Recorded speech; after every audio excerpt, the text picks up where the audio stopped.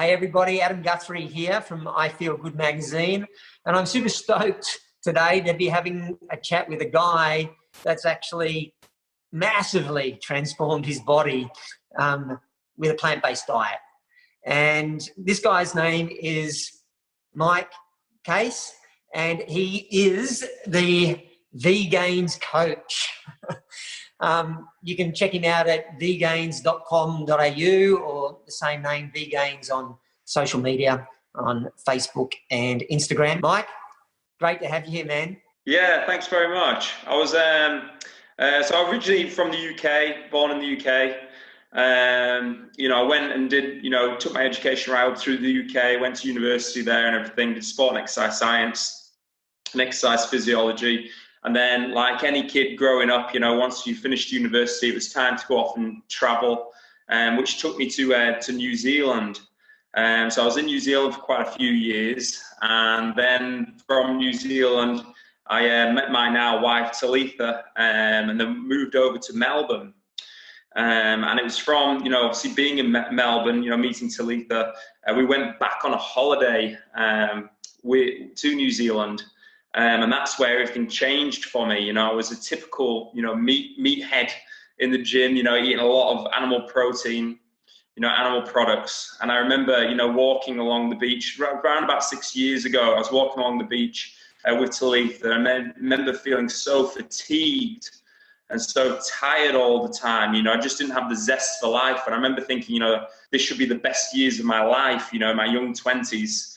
And, it was really that caused me to pause and reflect. And we went back over to New Zealand on a holiday with to visit a good friend of mine and stay with him.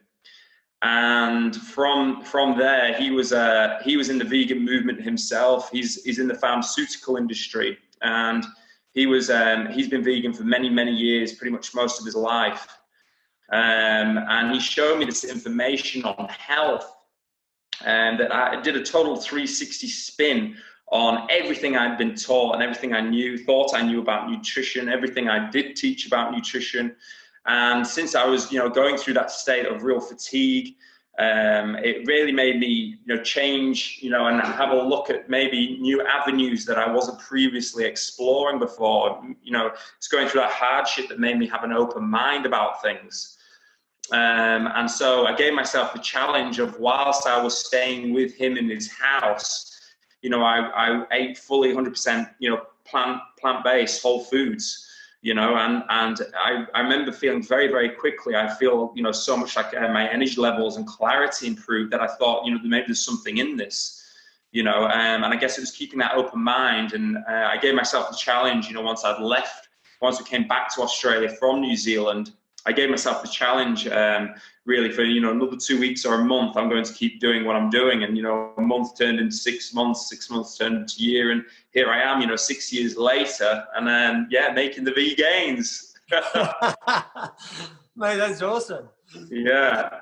So, when you met this mate of yours in New Zealand, yeah. How long had you been, training for before that? Yeah, well, I'm coming up to 30 years old now. I'm coming up to 30 in July. I started training when I was 13. So I've always been involved in competitive sports. Rugby, growing up for me, was, a weekly regimen every week, for me. But I was always really interested in not just the competitive sport itself, but it's the preparation for athletic performance. And I guess that's, another way is something that training was always a huge passion of mine. It was a big passion is in terms of like training, and nutrition became more of a passion, particularly now I've even become, vegan and plant-based. And, nutrition now has become such a thing that I've become really passionate about, Yeah. Okay. And how much gains have you made since going from, being the meat person that's training to switching it to a whole food, plant-based vegan diet? Has there been a difference in your gains? Yeah, it's in terms of progress in training. It's allowed so many things that's helped improve my progress in my own training and also training of others. In terms of my max strength has gone up because of my lifestyle change. and also in terms of my recovery is so much quicker. You know what I mean? So I'm managing to train, you know, more regularly and feel good, you know. And there's also the parameters that have also improved as a result of my lifestyle change. You know, things like sleep has massively improved, you know what I mean, which directly helps with, you know, all the progress you make in training. And, you know, I just feel so much clearer minded and you know, so much healthier inside and out, you know what I mean? Whereas, you know, when I was eating a lot of animal-based, proteins, you know, in terms of the outside shell was making progress, but in terms of the inside was not feeling good, you know, after years and years of doing it. I remember, you know, asking the question, you know, maybe I'm not getting enough protein, and I was already smashing way too much protein and having to use, you know, an awful lot of supplements even to reach, you know, that protein. So, you know, it's amazing how you can do a real 360 spin now and just look at the world, your health and the health of other people in such a different way, you know. Mate, it's amazing, you know, to hear you talk about that and noticing the difference, you know, because, you know, you've been on both sides of the fence now. Yeah, totally. You can, you know, compare it. Totally. I think a huge thing for me, I remember making the switch, you know, a big worry of mine was basically losing all the progress that I'd made since I was 13, you know, in terms of training. And I think that's possibly the worry of an awful lot, particularly of younger men, of doing that, you know, is in terms of, you know, the worry of losing. I remember going into a Whole Foods shop and seeing the, you know, really skinny guy thinking, oh my goodness, that's what I'm going to turn into, you know. I mean, this is a genuine, and now I look back and think how silly was that, but, you know, at the time, you know, it was a big concern, a big worry of mine, in terms of losing all the progress that I had made in training. But in terms of, like, say, from an aesthetic point of view, or even, you know, in terms of like muscle mass point of view, I didn't lose any, like, say, muscle mass of becoming vegan. You know, nothing changed in terms of muscle mass. If anything, you know, a lot of inflammation markers went down, you know, I lost, you know, fat and things like that. But you end up, in terms of, it's what also happens on the inside, you know what I mean, is in terms of changes, is in that I can honestly say that I feel so much better inside myself, you know, in terms of my clarity, my energy in the morning, you know, my energy throughout the day, how I feel, you know, and you know, a lot less fatigue than I used to have. It's just, the energy is just so much cleaner now, you know. Yeah, it's a good feeling, isn't it? Yeah. So it's a pretty cool way to go. So, mate, sure. What does a day look like for you, you know, like training-wise, and what do you eat? Like, the biggest question everyone's going to have right now, even the guys that are, you know, built, that still eating meat, they're going to go, well, where do you get this protein from, you know, to maintain the mass? Let's talk about that one. Where do you get that protein from in plants? Yeah, I mean, in terms of, it's a big question. I mean, in terms of, like, say, the protein, you know, you've got protein that comes from everywhere, you know. So in terms of, you know, your beans, your lentils, your legumes, your tempeh, your tofu, you know, there's loads of different areas that you can get protein from other than just animal products, you know what I mean? And, you know, I guess the question is, you know, where did your protein get their protein? So you aren't just what you eat, but you are what you're eating ate, you know what I mean? For sure, you know, so I mean, there's plenty of places to get protein. And on a practical level, you know, those are the areas to which you can get protein from. But it does also change your perception, as in terms of, after a while, you stop worrying so much about protein. You think more holistically rather than this reductionistic approach of where do you get protein and making sure that you're eating enough protein. It becomes more about a holistic approach rather than an idea of reductionism, you know? So what's your whole approach? What's that vision? What do you? Yeah, it's in terms of if you are eating, in terms of when we're talking about making progress in the gym, you know, you can call it gains or you can call it, you know, just strength or anything, is that the main reason why people lose out, particularly on a vegan lifestyle or a plant-based lifestyle that I see regularly, and regardless, even if you're not a plant-based lifestyle, is not actually a protein issue. It's more an issue of making sure you're eating enough calories. And so, you know, your body will only absorb so much protein, and the extra protein that you are eating is not actually going to make more muscle mass. And I mean, we even see this, you know, even in people who are omnivorous diets and people who eat more animal products, you know, as in terms of like say the excess amount of protein that is going in isn't necessarily actually converting to more and more muscle mass. You know what I mean? So why does that happen? Yeah, it's in terms of like there's only so much that your body can absorb per bite, so you know, per meal, and there's only so much that you can absorb per day. You know what I mean? So it's in terms of when you think about protein, there's a few things. I mean, in terms of timing, it's been shown that actual timing may be more important than actually the quantity or the total amount. You know, so as in terms of, you know, they say that an absolute maximum that you can absorb in any one hit would be 20 to 30 grams of protein. And, you know, that's a lot of protein, you know what I mean? Yeah, I mean, that's a lot of protein. In a nice bowl. I've had a look at this.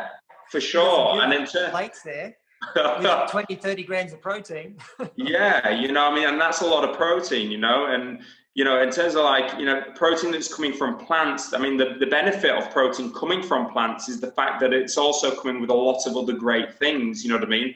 Not just the protein within itself. So when I was talking about, you know, holistic point of view rather than this reductionist idea of just concentrating on protein, think about what else your protein is coming with. So, I mean, you know, food comes as a package, you know, a packaged deal. And so in terms of protein in itself is nothing. It's thinking also about what protein comes with. You know, so when it comes with plants, obviously it's coming with the fiber, it's coming with the phytonutrients. You know, it's coming with a lot of other things that's also great for, you know, every system within the body, you know. Whereas when it's coming from animal products, it can also come with a lot of other damaging things, you know. So it's a package deal rather than just thinking, you know, more protein is better. You know, think about more across the board about, you know, well, plants provide also a lot of other protective things and other protective properties that's also great for human health and performance, you know. Yeah, absolutely. Like if you look at the protein just from meat, you're getting the protein from there, but you're also getting the high saturated fats, which, you know, raise your cholesterol in your body. And if your cholesterol rises in your body, you're at more risk of heart disease. I know, I had a heart attack. You know, I was 110 kilos of fat. Whereas if you switch that to get your protein from plants, and, you know, if you eat enough calories, you're going to get plenty of protein because protein in everything that grows out of the ground. There's beans and rice and things like that. But there's heaps of protein in plants. But you're getting the things that are anti-inflammatory. And all disease is caused by inflammation, right? It's like, so if you get your protein from plants, you're also, like you said, getting those phytonutrients that are anti-inflammatory. You're getting all those vitamins and minerals. You're getting the fiber that helps assimilate the protein and the vitamins and minerals into the body, into the bloodstream nicely and into the muscle. Yeah, 100%. And this is also particularly with what I do, you know, when you talk about strength training or resistance training and putting your body under stresses, you know, physiological stresses, to me, it's become where this becomes even more important, you know what I mean? Because as you said, you know, all disease is caused by inflammation. So, you know, in terms of if you're going to break your body down an awful lot, you've got to think about ways in which you're going to build it back up, you know? So I think what you say there about breaking the body down. Tell us a bit about breaking the body down. How is that part of building a body? So in terms of, you know, say building a body up, so we're talking about, you know, muscular repair, which, you know, is the end stage of, you know, talking about, like, say, hypertrophy, putting on muscle mass. It doesn't happen whilst you are training. You know, putting on muscle mass happens while you are recovering, you know. So in terms of, like, say, you know, the training aspect of it is only just like, it's like lighting the match, whereas it's what you do afterwards, which really, you know, gives you the results, you know what I mean, is in terms of the rest, the recovery, eating correctly, you know, and eating in alignment with your, you know, overall body needs and health, you know. And so as you lift weight, it tears the muscle. That's right. That's like breaking it down, yeah? Yeah. That's what's happening. And then to repair that, that happens in recovery, and depending on what you feed yourself will depend on how well that recovers and rebuilds and becomes stronger. That's right. Okay, that's right. So that's where recovery becomes more and more important, you see. And again, these things directly and indirectly affect it. So, in terms of, let's say, nutrition, the things that are also going to help you, sleep. I found, since eating more plant-based whole foods, things like sleep has improved an awful lot, and that is also something that, again, is going to help directly put on muscle mass, and also change, make strength progress, all these things, So I think, in terms of getting your protein from plants, as we said before, is not just a case of just thinking about protein, it's thinking about everything else, you know what I mean? So you're getting more of a better balance in terms of range of nutrients and vitamins from plants. But you're also going to get a lot of these markers that improve as a result of, you know what I mean? I think we often look at, when we compare the two, in terms of, like, say, when it comes to animal products, you've got lots of nutrients in certain areas, but totally void in others. Whereas when it comes from plants, when we think about plants, you're getting more broad spectrum and a big range of different nutrients. You know what I mean? So, like, say, for example, you take a steak. Say, you might have a lot of iron, which is obviously coming from heme iron, but you've got barely no vitamin C in there. You know what I mean? Whereas Whereas with plants, you're getting more of a broad spectrum, so your nutrition will actually improve eating more plants and trying to minimize, animal products. Yeah, awesome, mate. That's why you're looking well. Yeah, you too. Totally. So, just for our listeners, who actually are, work out like you do and train. Yeah. What would your day look like in regards to, or a week look like? Let's look at a week in training, and let's look at a day in food. Let's start with the food. What is your day like in regards to food? Yeah, for sure. So I'd say most mornings that I wake up, I'll choose, like, say, just your classic rolled oats, just like, proper traditional oats. With that, I'll also have, like, things like, say, different kind of berries, maybe blueberries, different mixture of maybe different seeds. So you might have, like, say, flax seeds or walnuts, chia seeds, hemp seeds, any of those kind of seeds, they're like long chain fatty acids. I'll also put in, like a veggie-friendly milk, so it might be like a soy milk or almond milk, any of the milks, and that will generally be for breakfast. So I'll generally have, like, say, around about a cup of oats, lots of berries, and a mixture of different nuts and seeds. Mate, awesome. Sounds like my breakfast. Yeah, so that I would say 99.9% of the time, that's pretty much what I enjoy, starting the day on. During the weekends, it might change a little bit, having a little bit more time and not having to be, going to work early. But in terms of, generally to the start of the day, it will be something like that. Then I'll train around about, say, 5 days a week. Mm-hmm. Yeah, I'll generally have, like, say, a midweek break, maybe like a Wednesday off and like a Sunday off, So I'll have, like, say, 2 days off training a week. So I'm training usually, around about 5, maybe 6 max days a week. And then when lunch comes along, I'll have, like, we really mix it up. So we have, like, lots of different type of things for lunch. During, like, say, particularly the warmer months, we have like nice big salad, with, like, kale and chickpeas and tomatoes, and sometimes when it's in season, we even like to chop peaches in there, and there's a lot of different things that we like to put in there. So we've got spinach in there, we put a lot of different foods in there, lots of whole greens, things like that. So we have a really big salad. And then, once I've had my session, I'll have like a smoothie afterwards, so in my smoothie, I'll put a lot of things like spinach, blueberries. I usually sometimes I'll stick, like, say, around about 400 grams of black beans in there. A lot of people like black beans in a smoothie, but it goes really well, if you know what you're putting it with. Hey? It'll go creamy. Yeah, because, when I first heard it, I thought black beans in a smoothie, that cannot go well, but actually it's delicious if you put, like, it's about also what you put with it. So, I also put, like, bananas, dates, spinach, black beans, and like coconut water, things like that to also sweeten it up. flax seeds, and generally that would be my, like, say, post-workout smoothie, you know. So again, it's important to, like, you know, obviously it's important to get back on the bandwagon as soon as possible. So obviously with strength training, you know, it doesn't always leave you feeling, you know, full of energy. Sometimes you can exert yourself quite hard. So you want to try to make sure that you're replenishing that as quickly as possible. Okay, so you have that post-workout smoothie? Yeah. Whole foods. Yeah, whole foods. Yeah. Impressive, man. Yeah. And then generally I'll have, like, say, something like a snack, you know, which I'll have like more fruit or something like that. Or sometimes, you know, you can use, like, say, the rice cakes with avocado and tomatoes, things like that. I also like snacking on, we use an air fryer quite regularly, which has been really handy, because it means that we can try and minimize the amount of oils that we're using, you know, as in terms of, like, olive oil or any of the oils, you know, is we really try and minimize those.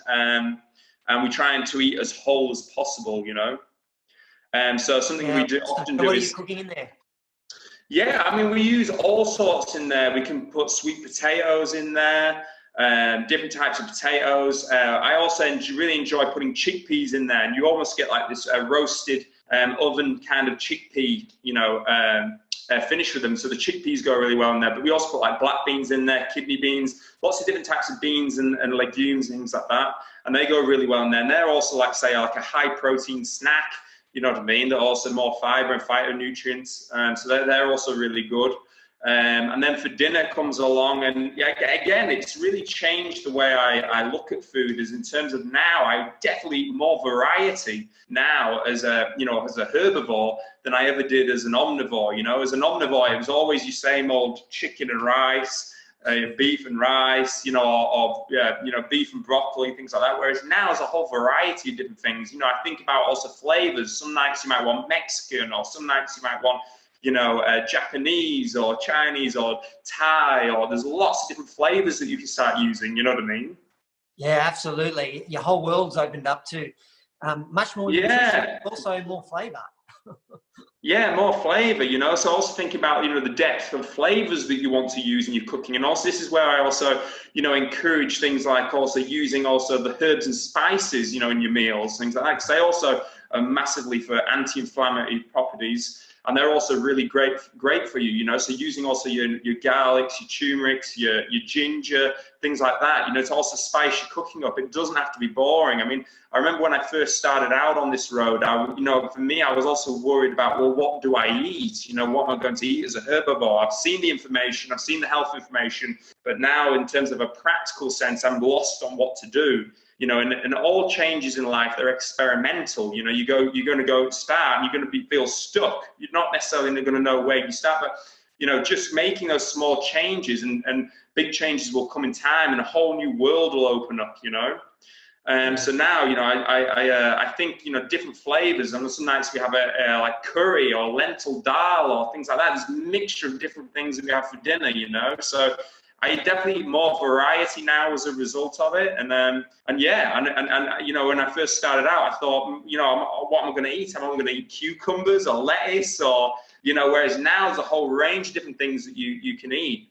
And I guess it's just, you know, it just comes with practice and making those small changes over time. And then, you know, a whole new world is going to open up, you know? Yeah, totally, man. That's awesome. And you know, you're getting your protein from there. Here's a question. How much protein do you look at getting a day, you know, to maintain your body or to create gains? Yeah, what's your aim? For me, I'll let you know the source. For me, I like to use Dr. Garth Davis a lot for a lot of information. And again, I don't ever just pick, you know, just one person out. I never look at, say, just one person, say, you know, that's only where I'm going to use. But I like to look at a range of different information. But you know, reading his book Proteinaholic really put me on the right track, I feel, with that. And I've not read that one yet. Yeah, it's a great read. Have you read it? Not yet, no. Proteinaholic, yeah, it was a great read. And he talks about this in terms of, like, say, what the science says. And in terms of, you know, if you think about, say, what protein needs, a really common mistake people make with protein needs is that they think because they train more that they need more protein, you know what I mean? Which is not necessarily the case. I mean, you need to think when it comes to protein, it's more a case of knowing what your body weight is, than how much you train, you know what I mean? So just because you are lifting more weights does not necessarily actually mean that you need more protein. You need to more work it out of what your body weight is. Okay. Yeah. So what is it like 1 gram of protein to 1 kilo of body weight, of lean body mass? Yeah, so like say, that if you consume, it's been shown that if you consume over 1.8 grams per kilo of body weight, if you are consuming way over that, there's no extra benefit. You know what I mean? You're basically putting your system under more and more stress. You know what I mean? So basically that protein oxidizes and the body has to try and get rid of it. You know what I mean? It becomes toxic. Whereas, they say anywhere between 1 to 1.8 grams, per kilo of body weight. Yeah. Okay. So what are you weighing at? Well, for me, I did a weigh-in this morning. I'm weighing in at around about 97.5 kilos. 97.5 kilo, and he's lean, guys. There's no fat. Yeah. I mean, that's definitely one change that I've found is in terms of trying to get lean. It was so much easier on a plant-based whole food lifestyle than any other that I've done. Right? Yeah, I mean, I don't do huge bouts of high intensity exercise to try and get lean. I changed my view now on food an awful lot as thanks to thinking more holistically like this, is in terms of, that food is not there as a punishment, and it's not there for you to exercise off. It's there to fuel you and make you feel good, you know what I mean? And help you with your everyday life, so it's not something to, punish yourself with. And it's also getting out of that cycle, you know what I mean? And in terms of, it's about feeling good, and changing, the way that you feel, and it has so much more benefits into every other area of your life, you know what I mean? Not just training, but in everything, rather than this idea of, trying to punish yourself for eating certain things. I think if you're looking at the right orchard, if you're looking in the right direction with eating the right foods, it gives you a lot more freedom. Yeah, and it's interesting you say that. Your mind sort of opens up to, you see the world in a whole different way when you eat these plants. Yeah. And what sort of things have happened to you outside of the gym by eating these plants? What's become reality to you, or what did you not see before but you see now? What are some of the other effects that have happened to you? Wow.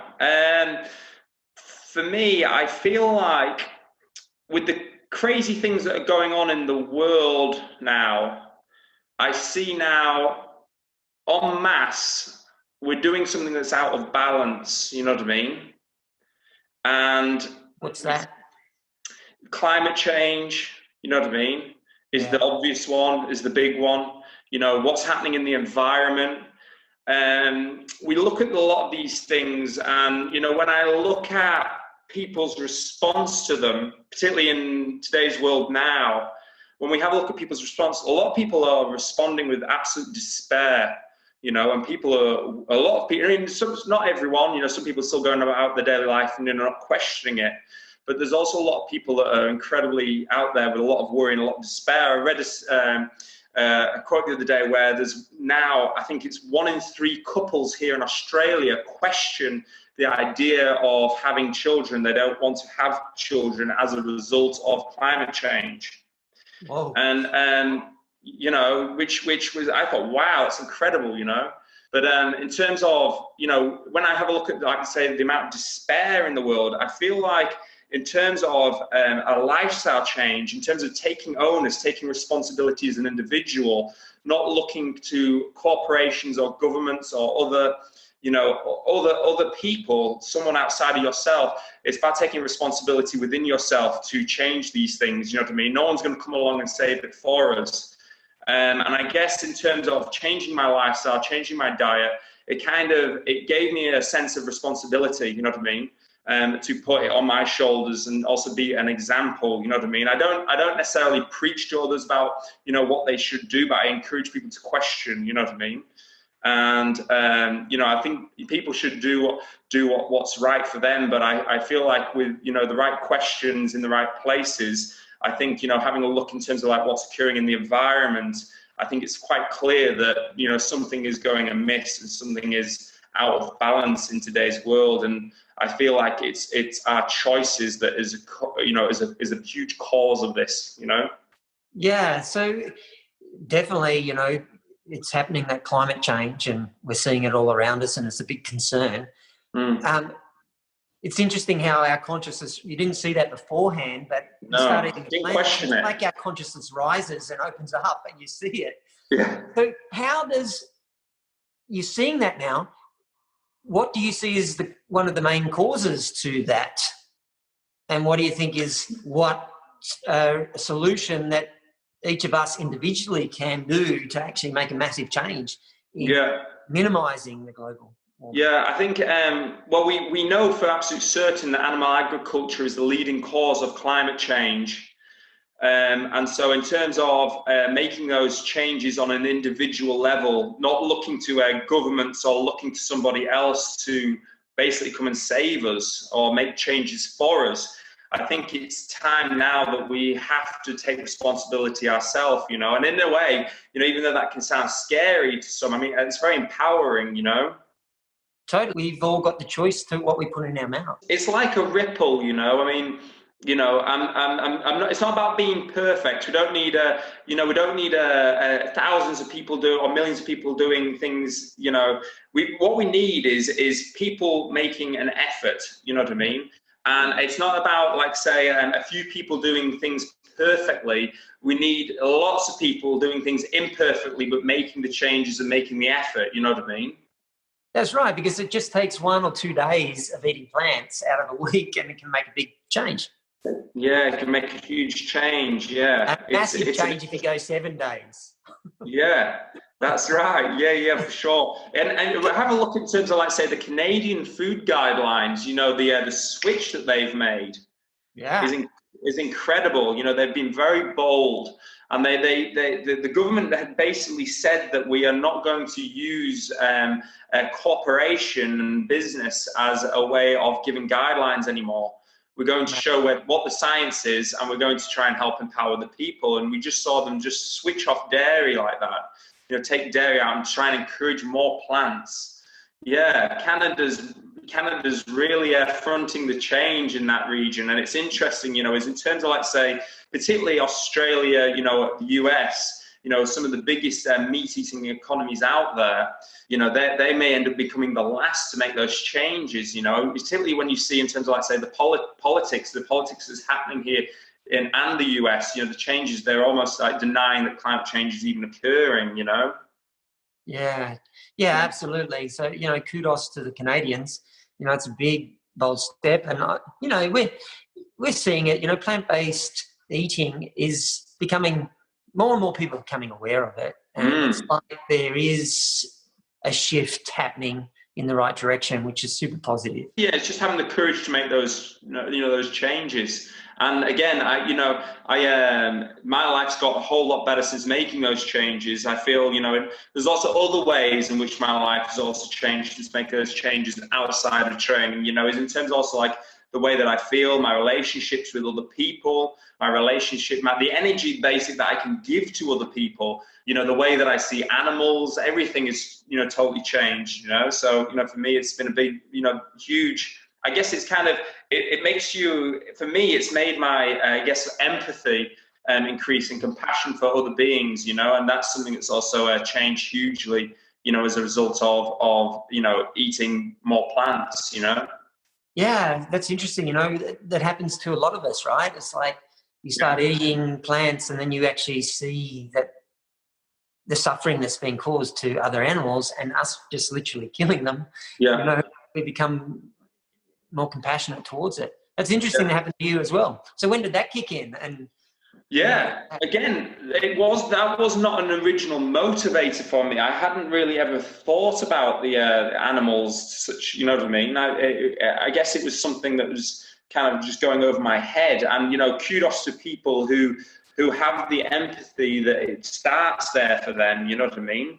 For me, it didn't start there for me. It started because of health, you know what I mean? And me looking at the health aspects that I couldn't necessarily turn a blind eye to. And it wasn't only in time. I can't give you an exact time frame, but in terms of time, it started becoming, you know, not just about my health anymore. I guess, you know, the spark was about health, but it really was, it became about then the animals and humanity and third world countries. And there's a lot of other things, you know, the oceans and, you know, in terms of everything, in terms of the rainforests, climate change. It became a broader issue, you know what I mean? Not just necessarily about myself. And I guess that's also something, another reason as to why it feels, you know, so good in this world to, you know, live the plant life, is the fact that it also helps you contribute to something bigger than yourself, you know what I mean? And I feel that's also a big human need in our world. I mean, it's part of our human needs is to contribute beyond ourselves, you know what I mean? And I feel like this is such a simple and easy way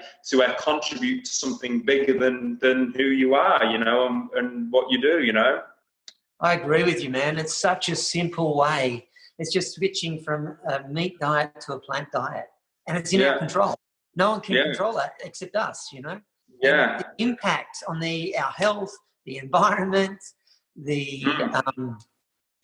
and, you know, more compassion and love and less suffering in the world is a result of it. Yeah. And only good comes from it, right? Yeah, that's right. And it feels pretty good to contribute to that. Man, awesome. It's good to hear, you know, other people experiencing the same sort of experience that I've had over these years. Way. How long has it been for you, Adam? I went vegetarian when I was 21. Right. Just ate dairy. But even with just eating dairy and some processed foods and mainly vegetables, I still I became obese, 110 kilos, not muscle, just fat. And I had a heart attack. And then that was at age 39, I had the heart attack. And then once I had the heart attack, I came across a whole food, plant-based diet, you know, the China study, forks over knives, that route. And it sounds like you've gone down that path as well, with the no oils and things. And I switched to that within 6 months. I'm all off all medications. And then, you know, I lost about 20 kilos the first year or something. And then it might have taken a couple of years, I'm not sure. But then about 2015, so about 3 years or 4 years after the heart attack, I went and gained all this energy. I'd lost enough weight and I started training for an Ironman. And I went and did an Ironman triathlon. And, mate, so now it's 10 years since the heart attack. I've been in this way 10 years. Whole food, plant-based diet. Totally 100% vegan, whole food, plant-based. And my numbers, you know, I've gone from in the 5s with cholesterol down to 3.6. I want to get 3.9. Heart attack proof is what, you know, all the cardiologists and the plant-based doctors say. You get your cholesterol under 3.9, heart attack proof. Hardly anyone's ever had a heart attack. It's the lowest risk. And heaps of people have done it just with food, you know. But what I'm really interested in is this, you know, you train people to, you know, to eat this way and to, you know, build strength and build physiques and, you know, build bodies and perform better. It would be super cool if, let's say for me, okay, I've done the endurance thing. I've lost all the weight. I'm fairly lean. You know, I wouldn't, you know, I still don't have a six-pack. But what tips would you give me? I weigh 75 kilos, 5'11". If you were to train me to, you know, put a bit of muscle on, get the six-pack, get that body that, you know, most guys want, how would you go about doing that for me? Just as an example for somebody else that's listening out there. And I know we're all different, but how would you do that? For sure. I mean, it's in terms of, one, it's always important to know exactly who it is you're dealing with, you know what I mean? Is in terms of their injury history, any restrictions that they have, any particular weaknesses, you know, or weaknesses in movement. But is in terms of, like, say, just take a basic outline, like a basic template. It would be important to, in terms of gain, more muscle mass, but also use that I would say the word functional, because I mean, functional is very dependent upon context, but I would, using compound lifts, you know what I mean, is in terms of using big movements. So a compound lift is basically using many muscle groups at once. And I would use, compound lifts, in your programming to help basically give you the most bang for your buck, when training, So compound is like doing a lift, give me an example of a type of lift that's compound. Squats. Uses a lot of muscle. Yeah, squats, deadlifts, bench presses, pull-ups, pull downs, rows, all of the all military presses, press ups, all of basically the compound lifts that you would want to also improve. And the other aspect of it too would be also ensuring that your movement patterns improve too. So it's not just a case of just strengthening up, but also making sure that you are, mobilizing properly, you're stabilizing properly, and then you're strengthening up properly. You know what I mean? Yep. So how do you do that? Strengthen up properly? Yeah. So as in terms of with strength, obviously everyone starts at obviously a different point. It depends upon what your ability is, but obviously you're improving a skill. You know what I mean? To be able to squat properly is a skill. So as in terms of checking your movement pattern would be important. You know what I mean? Before obviously putting more and more weight on the bar, etc.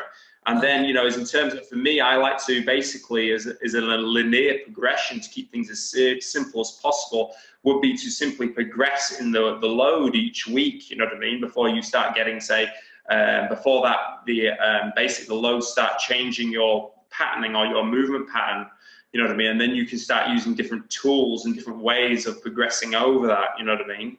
Basically, yeah, right. So it's super important to get that movement right, the correct posture for it. And then once that's right, and then you can progressively add more weight to it each week as you strengthen that movement. Yeah, that's right. Yeah. I mean, and there's many ways in which you can progress, you know what I mean? Like people use, obviously weight is an obvious way of progression, but there's many ways to which you can see progression other than just weight in itself. Like say, for example, if your movement improved, I mean, that's progress. If you manage to do more sets, more reps, more frequency, any of these things, volume, intensity, frequency, they're all ways of improving, you know what I mean? So it's not only just the weight in itself, but in terms of if you're talking about purely strength training, well then intensity becomes the number one thing, as in terms of the weight on the bar, Okay. So I would start doing compound exercises. How many reps? So obviously you would vary your reps up, so at the very start, say if you'd never really done it before, or you were new to it, I would obviously keep the weight down lower. And in terms of, I would do something in which you basically your movement acquisition was improving, basically, so that you were not fatiguing, putting more and more volume on dysfunction. You know what I mean? So, say for example, if you had a dysfunctional squat and it started getting worse after 10 reps, obviously you want to try and pull back and trying to obviously improve that pattern and improving that movement. You know what I mean? So it really depends upon each individual. In terms of like say how you would set up a program, so it really comes down to each individual and also what their restrictions are and their movement pattern is. You might need to train me, mate. Yeah. So I mean it's very, very individual. Yeah, definitely, I get that, and that's why guys like you are around to help do that. So, because it's very specific. Everyone's got different strength at different times and different goals, and so it pays to come and see somebody like you to sort that out and get it clear if someone's wanting to train and build a program. Yeah. So, and what, I would work out 5 or 6 days a week or 5 days like you? For sure, yeah, no, 100%. I mean, you could, what I always suggest with people is that they start and watch which they could sustain, you know what I mean? So in terms of sustainability, and consistency are the most important things when, first of all, making a change and also sticking with it. So for example, if you were hot out the gates and you said, okay, I'm going to do 6 times, but 6 times a week, but you knew it wasn't going to last very long. You were a busy father, or you had a busy schedule, or you're running around after the kids, and in terms of you just could not sustain that level of intensity, then you'd ask yourself, well, what's the minimum dosage that you can do, in order to either maintain or progress, you know what I mean?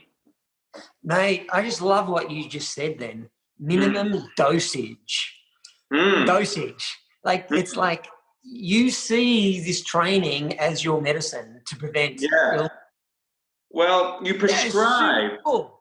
Yeah, you prescribe, right? So I guess it's changing the way in which you, look at movement in a way, is in terms of, as a coach, you're not just telling someone just to do something for the sake of doing it. You're basically prescribing something because either some sort of limitation that they have or some goal that they want to overcome, So I guess it's in terms of, asking yourself, well, what's the most effective dosage of training? And more isn't always more. Sometimes less is more. It very much depends upon the individual and also what their ability to recover is, right? As we talked about before, is in terms of you will only progress to how much you can recover. And if you are a busy mother or father, or is in terms of more isn't necessarily always more when it comes to strength training. Sometimes actually pulling back might be the best thing for you to do to move forward. You know what I mean?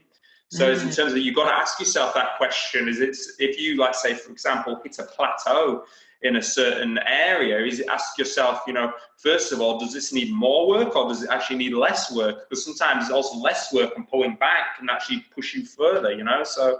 Because maybe it's not getting enough recovery or something. Yeah, 100%. Yeah. So it's really, it sounds cliche, but it really is a journey. And I guess the more experience that you have, the more, I guess, you can, basically you have that experience to draw back on, of when to push forward, when to pull back, etc., etc. I guess you become basically your biofeedback, in terms of say what my body is telling me also is something that becomes more and more heightened, and you become more connected with your own body. You know what I mean?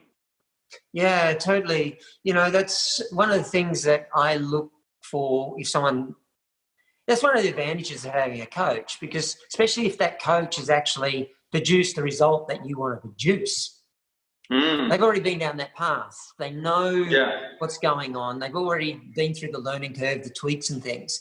If you get around somebody or get coached by somebody that has already produced the results that you want, you're going to produce that or similar results or even better results in much less time, because you're not having to reinvent the wheel and work it all out. They know, okay, if you're not progressing, let's switch it to here. And it works so well. When I look for a coach, that's what I'm looking for. And it's the same with me when I'm coaching people to eat this way, I teach people how to eat a whole food plant-based diet. And the result of that is a lot of people that, are obese and, they get down into their BMI through eating this way. A lot of people on high meds for blood pressure, type 2 diabetes, cholesterol, all those sort of things. And then after I teach them how to eat this way, it all comes down. The doctors start taking them off meds. We've even had, people reversing type 2 diabetes within 12 weeks. Yeah. It's insane. But one of the key things there, I've been through their paths. I know the emotional feelings that happen, cravings that happen. I know all that stuff. And it's similar with you. If someone wants to build a body. 100%. Do you know, another really important aspect of that too is the fact of being an outside influence, I think, is important in both our positions. Obviously the coaching that you do and the coaching that I do is the fact of the matter is like, say, when you are an outside position, you can give feedback, you know what I mean? Which is, I feel like when you are emotionally or too emotionally invested in the person, is that sometimes you actually can end up holding them back in a way, is in terms of sometimes when you are inside the bottle, you can't read the label, you know what I mean? So in many ways, particularly also when it comes to even say plant-based living, often it's actually the family members that end up holding you back, you know what I mean, is in terms of making those changes because they are emotionally invested and basically they want to keep you safe, you know what I mean? They want to keep basically repeating the same things that they know, you know what I mean? And so I think that's also why someone that's so important like yourself is the fact that, you know, you could go to someone like you and you not only have experience, but you also have that ability to give advice from that, you know what I mean, from that area, you know what I mean? Yeah, because you've been through it. You've been through everyone saying you're crazy, you're not going to get enough protein. Totally. Members worrying about you, you know. Yeah. Yeah. And in actual fact, what happens is, it happens to everybody. Once they start eating this way and their health improves, they start to glow, they look younger, then everyone's going, what are you doing? Like, I'm not a part of that. It happens with your clients too, right? Yeah, 100%. Yeah, I mean, the majority of I'd say the 99.9% of people that I do train are either people who are wanting to transition or have already made the transition, or, you know what I mean? And again, as a coach, and that was a big thing, is when I was changing, a lot of people around me, my family members, etc., people who were emotionally invested in me were thinking, you know, oh, what's going to happen in terms of training? I mean, obviously, it's right now, it's a minority population. How is this going to plan out? You know what I mean? If you're going to start telling people to eat more and more plants, but I've found in terms of, like, you know, specificity is always trumps generality. You know what I mean? And whatever it is that you are going through in life, or whatever it is that you want to achieve, you want to find people who are specifically in that area, you know what I mean, rather than someone who's kind of generally in that area, you know what I mean? Yeah, I totally agree with you 100%. When you're looking for advice from people, you want, you know, specific advice on things, you know what I mean? Not just kind of this kind of general pub chat, you know? Yeah, totally. And you want advice from someone that's done it too. Yeah. Like, you know, if I wanted strength training, if I want to build a physique, you know, and have that body that most guys want, I'm going to come and see you because, you know, you've done it. You're a living example of it. And you done it on plants, you know? It's like... what for sure. Train you, you know? Yeah. And, you know, in terms of, like, say, even from, you know, an omnivore lifestyle, I get it. You know what I mean? I've been there. I understand it. You know, I was the world's biggest meat eater. I totally 100% understand the idea of breaking. That just seems like totally like I would never ever do that. But I think it's kind of like once you break off from that matrix and you make those changes, it is incredible change. And sometimes the thing that you think you don't want is the very thing that you need. You know what I mean? Yeah, totally.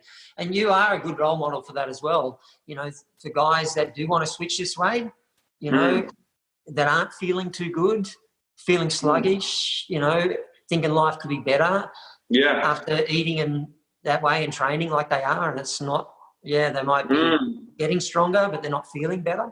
For sure. I mean, you can help big time. Yeah, 100%. Yeah. Man, so you're in Melbourne now, so what's your vision for a plant-based world, man? Like, what are you doing besides training people to contribute? Where's your vision going, and what are you heading, and what are you wanting to do with, you know, the rest of the, you know? For sure, I think you want to head. Well, I think for me, it always starts with me in my world as your world starts with you. And I guess it's just about setting the example. Do you know what I mean? It's showing what is possible. You know, and in terms of, like, you know, being a positive voice for it. And, you know, that's also something that gets touted a lot is that, you know, oh, you're biased, you know what I mean? Because you're vegan, you know, so you're biased, you have a biased point of view. And, you know, is in terms of that, I could understand that would have been like saying the old me probably would have said the same thing. But, you know, becoming vegan it's a challenge upon your outlook, your world outlook, you know what I mean? And becoming vegan for me wasn't necessarily the easy option to do. It would have been far easier to keep doing what I've always done. Do you know what I mean? But in terms of, like, looking back and having to make those changes, you know, and obviously try and align with the science and also the environmental crisis and all these other things, you know, it always makes me laugh when people, you know, say, oh, it's like a biased point of view. It's like, well, it required change upon myself, you know, to do that. You know what I mean? So it was very far from biased. You know what I mean? Yeah. Sides, you know. Yeah, for sure. So, I mean, in terms of that, the changes that I make and also setting the example is, you know, basically how I get my message out there. And I think, you know, being the example is probably the most profound thing that you can do, you know, not necessarily even having to say a word, but I am also, rather vocal on it, and I do, but I try and always keep it positive, and try and help people, because the person that helped me, didn't, necessarily actually throw it down my neck, or, he was very encouraging and very nurturing in his approach. So I've always followed the same suit. You know what I mean? Yeah, totally. So you're wanting to, continue sharing this message. Yeah. What a powerful way to eat. For sure. And it's like a ripple. Great example of that. Yeah, it's like a ripple. It's like throwing a stone in the water, So, in my world, it starts with me, but someone helped me, and then I'm going to go and help someone else, and someone else is going to go and help someone else. Do you know what I mean? And, someone who's suffering with, diabetes or, heart issues or any of these things where, maybe this could help. You should look into this. You know what I mean? And I guess it's, encouraging people to do their own research and question things. And, for me, it's just about, just setting the example and, trying to be a good example for the movement and help, Yeah, and you're doing that, man. Hey, where did you go to get your information, your research? Where were your spots that you went?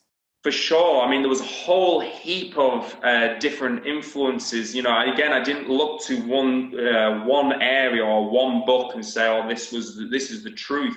I looked at like a whole vast array of different documentaries, different books.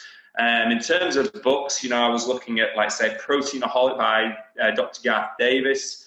How Not to Die by Michael Greger, The Starch Solution by Dr. McDougall. All the heart health books by, Dr. Esselstyn, Dr. Neil Bernard, again, with diabetes was someone I looked into a lot. And there was a whole heap of different ones, then documentaries like Cowspiracy, What the Health. There was a lot of different documentaries, Forks Over Knives, Peaceful Kingdom. There was loads of different documentaries that I looked at. Earthlings, and there's a lot of different documentaries that I looked at, both that covered from a health standpoint to environmental to animal welfare, and then there's only more and more information coming out all the time, and also looking also from a personal standpoint, is in terms of not just looking extrinsically for information or from other people, but to try and honestly question it in myself. Is this the right thing? And I can only say from every physiological aspect and mental aspect and everything that's come into my life as a result of it, is in terms of, feeling so much better. I can say anecdotally that this is definitely, I'm on the right track with things compared to where I was, Yeah, man. That's a good feeling, isn't it? Yeah. They're good places for people to go and start their research, for sure. They're all the same doctors and the same places that I went to get my information. And it's worked extremely well for me, and it's working extremely well for you as well. It's working really well for you, but not just us two, like thousands and thousands and thousands of people that start eating this way feel it. For sure. And get results. It's incredible. For sure. Incredible. And it's interesting because in terms of, this is also, like, say, for example, a lot of the doctors that I've just talked about, this is also, a lot of people talk about, well, where does health meet performance, and are the two the same, or is there a difference, you know what I mean? And particularly in today's world, even in today's system, when we're even looking at, like, say, top-end sports performance, when you're even looking at, like, say, top-level athletes, not always is performance and health, congruent with each other. And whereas now, for me, I really ask the question is that, as your health improves, so should your performance, you know what I mean? And they should both be entwined. They should both be, both be considered, and both an aspect of each other. And someone obviously getting your health, your health is like the bottom of the pyramid. And if you're not sorting that position out, what does it matter about everything else on top of the pyramid? You know what I mean? And so, as in terms of that, I think also eating whole food, plant-based is the best way to go in terms of achieving that. Yeah, because it's a great foundation of health, and then you can build on performance. And a lot of athletes are going that way. Serena Williams, the tennis player, she's vegan. Nokovic, vegan. Yeah. There's a lot of players in the NFL. Cam Newton, the quarterback for the Carolina Panthers. There's a lot of Tom Brady. in-season heats, plant-based. I mean, there's a whole heap of different athletes from all different sectors. Some that, work in more power-based sports, some more endurance-based sports. I mean, there's a whole heap different, sector there, Yeah, and you look at Rich Roll, like endurance. 5 Ironman in 5 consecutive days. Yeah. A few of them on plants, and he was a fat bugger like me. And it became this, one of the fittest endurance guys on the planet. It's like, it's such a powerful thing. And then you see guys like you and Simon Hill going this way and still maintaining, great bodies and strength. Yeah. Powerful stuff. Powerful stuff, brother. Mate, I love it. I've loved our conversation. Yeah. Give me 3 tips. Your 3 tips. If someone wants to go whole food, plant-based, for health and performance, what are your 3 things that you would say, guys, do these? Number 1, take your time if you need to. You know what I mean? If you need to make a gradual change, then let it be gradual. If it doesn't happen overnight, if it happens overnight, then that's great. You know what I mean? But also, from a practical sense, not just like say an advice sense, that a gradual change can also be a good thing. It means you can set the foundation for long-term sustainable change. You know what I mean? But not to get stuck down any of the lines, as in, just get stuck on that change, is in terms of keep making those changes until you get there, and sometimes a gradual change can be, better than no change at all. So totally. I actually just want to add to that, I have this saying, focus on progress, not perfection. Yeah. And perfection gets in the way. Yeah. So that's tip number 1. What's 2, man? Yeah, I mean, in terms of perfection certainly gets in the way. So, I mean, in terms of 2, progress, not perfection, you know what I mean? And the idea of being perfect, and, that's another thing that gets touted a lot, particularly, against veganism, is the idea of always trying to be perfect all the time. It's not about being perfect, but it's about making better choices, you know what I mean? And so just try and make better choices and take it nice and steady and try and make that progress and not perfection, because perfection always gets in the way of progress in training or it's just about what you can do today and what you can do now. And, don't worry about necessarily what you did yesterday or what you did last year, what your next meal is or what your next training session is or what your thought is next, is in terms of it's just making those changes, of the next thing that you're going to do, the thing that you have power over. So don't let your past govern your future, Yeah, awesome, brother. That's cool. And so first one is, take your time if you need to. Yeah. Second one is focus on progress, not perfection. Don't worry about tomorrow or the next day. Just focus on what you can do now. Yeah. Next meals. And the third one? The third one I would say is finding a good support network. Yeah.